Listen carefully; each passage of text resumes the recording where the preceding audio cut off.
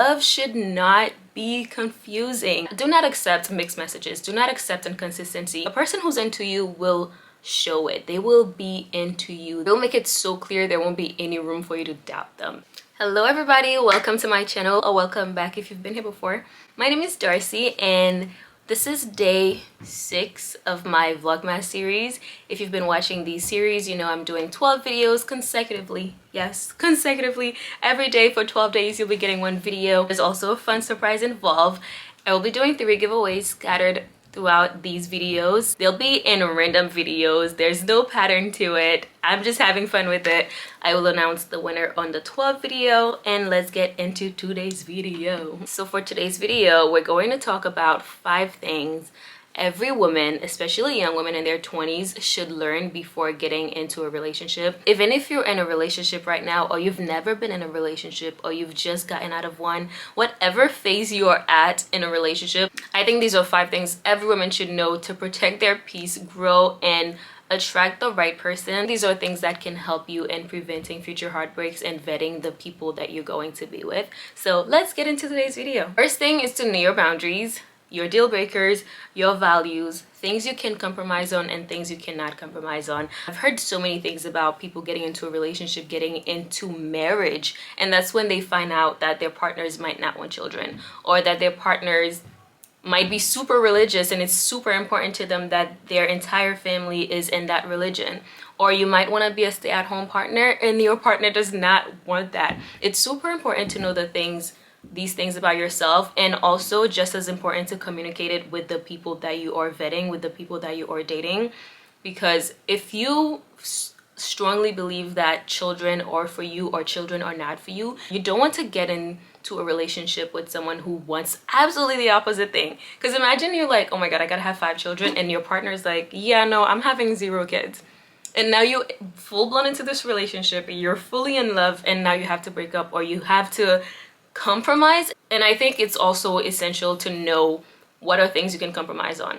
I think having children is probably not one of them. I think the umbrella word for this really is compatibility. Make sure you are with someone who is super compatible with you. And don't get me wrong, love is beautiful. I love love. It's magical. However, I also believe that people should apply logic and rationale before getting into a relationship or when they are in a relationship, because love cannot keep it going. If you get into a relationship, you might love each other as much as you can, but if you both have different beliefs and values and they are things that you cannot compromise on, it's probably not going to make for a healthy and happy relationship. Learn your boundaries and values, and before you get into a relationship, communicate them with that person to see if they are something that they can respect and if you guys are both compatible with each other. Number 2 is that love should not be confusing. Do not accept mixed messages. Do not accept inconsistency.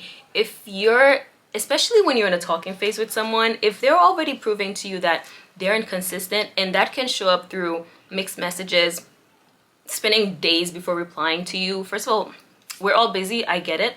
But we're also always on our phone. Like, I'm not telling you have to reply to me every minute.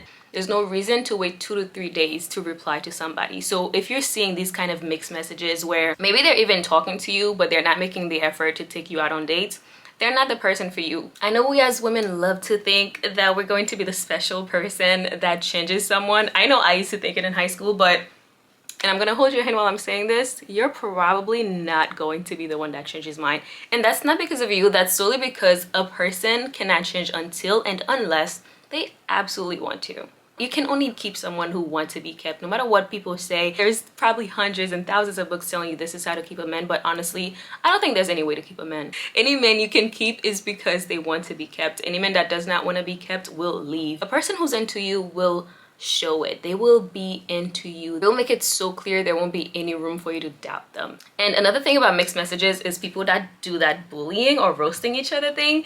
I can't do that. Like, for my friends and I can kind of do like calm roasting sessions. I'm okay with it, but in a relationship, romantic relationship, I don't play that, because my feelings will get hurt, and if you talk to me the wrong way, I'm just gonna think you're not into me. Because why do you think you can talk to me like that, even if it's for fun, even if it's in joke? I don't know. And I also kind of operate under that thing where there's some kind of seriousness behind every joke, so I don't play that. I need my partner to be gentle and nice to me, I'm just not into it. I need you to talk to me nice, treat me nice. Like, I need you to like love on me, you know. I don't play that roasting thing. I'm okay with light teasing each other, but nothing where my feelings are getting hurt. My feelings will get hurt. Gentle, nice love, that's the only way I want to do it. Okay, moving on to number 3. Do not give girlfriend or wifey benefits to someone who has not make you their girlfriends or their wives, and to someone who's also not giving you husband slash boyfriend benefit. I know sometimes people do say wifey, but if you're in a full-blown relationship and it's a serious relationship before you're married, I think it's important to show each other, you know, this is who I am, this is the things I'm willing to do for you. I don't think you should wait until you're completely married in order to show this person I'm serious about you. But at the same time, I do believe in reciprocation. Essentially, they need to match your energy. And personally, and that's just me, that might just me, I fully believe that a man should love their partner more than their partner loves them, simply because I feel like as women, most of us, our natural state is to be caring and nurturing. I feel like as women, we've been conditioned to give our 100%, even if it's someone we like, even if it's to someone we like. While men, I feel like their 100% comes when they're actually in love and obsessed with you, in a healthy way, of course. But if they're not and they just like you, you're probably not gonna get their 100%. I believe in waiting. Like, I'm waiting until you have given me your 100% before I give you my 100%, because I know I can give my 100%. I know it's there. We know most women come that way, but are you going to be that way? This probably can be polarizing and not everyone will align with that, and that's okay if you do and if you don't. Essentially, before giving any kind of girlfriend benefit, they need to make you their girlfriend, and they need to be giving you boyfriend benefit. And don't accept the bare minimum. I assure you, there is a man out there that's going to give you the maximum and go above and beyond. Do not accept the bare minimum and think that's all you can do. No.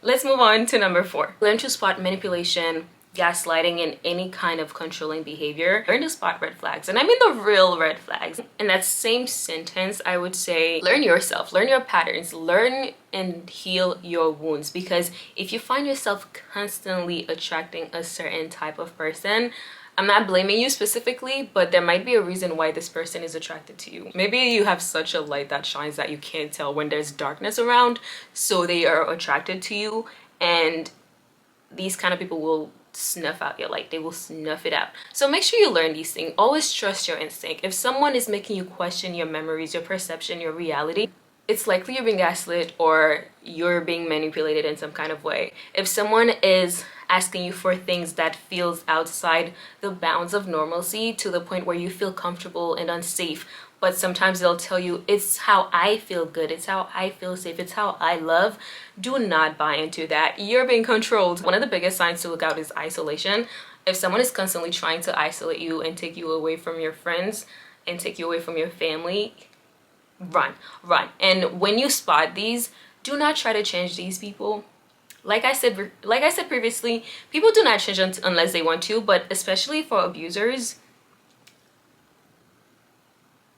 run away. Run. Do not try to change them. Do not try to reason with them. If you think you're with someone who can be abusive, honestly, try to live as quickly and as peacefully as you can. That's really it. Like anything else, they will try to gaslight you, manipulate you. You might even be in physical danger. So try to leave as soon as you can. Number 5, make sure you do have a life. And I mean, before you're in a relationship, even if you're in a relationship, make sure you have a life outside of your relationship. Make sure you have commitments, hobbies, families, and friends that you attend to, that you hang out with, things that you do that you enjoy. Make sure you build up your individuality outside of your partner. One, because not to be pessimistic, because I'm currently in a relationship that I hope lasts forever. But the reality is you'll either last forever or you break up. It's kind of like a 50-50% chance. I believe in investing in my families and in my friendships. In case something do happen, I do have them constantly in my life. You don't want to find out that something happens to your partner, maybe they're no longer in your life for whatever reason, and because you also gave up your friendships, your other relationships, you're now completely alone, all by yourself. All by yourself. Don't wanna be. But also, I think having hobbies and different commitments outside of your relationship kind of help you to be a better person. which also help you to be in a better relationship. It brings so much more to the relationship because you have outside experience that you can come together and talk to each other about, rather than if you're doing everything together, you work together, you play together, you live together, eventually you'll have nothing to talk about. But if you're someone who's also doing things outside of your relationship, you're growing outside of that relationship, and then you can bring that into your relationship and talk about it and have a conversation. And I think that's so much more beautiful. My third advice could be a leave it or take it, but I think these other points are super important and essential to having a good relationship, to having a healthy and happy relationship, but also to being a healthy and happy individual. Some of the things I would mention, like bonus points, would definitely be to protect yourself. If you're getting into a new relationship, if you are out there dating, make sure you do protect yourself. And I mean that in every kind of way, if you get my gist. Your safety is super important. If you decide to hook up with people, always make sure you're safe and protected in every kind of way. I think these are things that can help you protect your heart, protect yourself, and build relationships that are long-lasting, safe, happy, and healthy. So yeah, I hope you enjoyed this video.